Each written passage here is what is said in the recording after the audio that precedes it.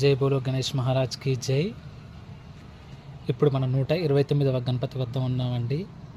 శ్రీ వేదవ్యాస గణేష్ ఉత్సవ కమిటీ వాళ్ళు బోయవాడ నల్గొండ పట్టణం అండి. టీడీపీ పార్టీ ఆఫీస్ దగ్గర ఆధ్వర్యంలో ప్రతి సంవత్సరం వీళ్ళు మట్టి గణపతిని పెడతారండి. ఇది మనకు చూసినకి కలర్లు కనపడుతున్నాయి.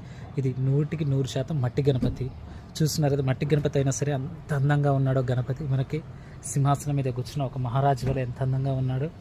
అట్లా ఇక్కడ ఇంకొక ప్రత్యేకత ఏంటంటే, ఇక్కడ చూడండి మనకి లడ్డు కూడా మనకి శివలింగ రూపంలో ఉన్నది.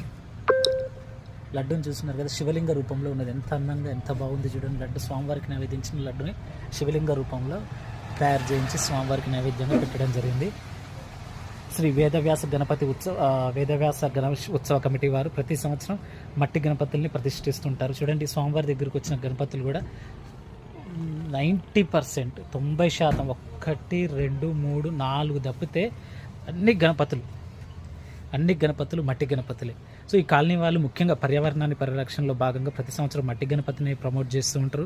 అలాగే వాళ్ళ కాలనీ ఇళ్లలో కూడా మట్టి గణపతుల్ని ప్రతిష్ఠిస్తూ ఉంటారు.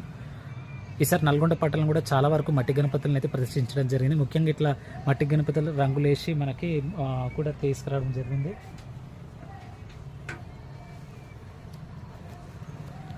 అట్లా గణపతి మంటపం ముందల కూడా మనకి విద్యుత్ దీపాలతో చాలా చక్కగా అలంకరించారు. ఇక్కడ గణపతి కూడా చూడండి, వినాయక వాహనం మూషిక ఎంత పెద్దగా ఉన్నదో, చాలా అందంగా కూడా ఉన్నది.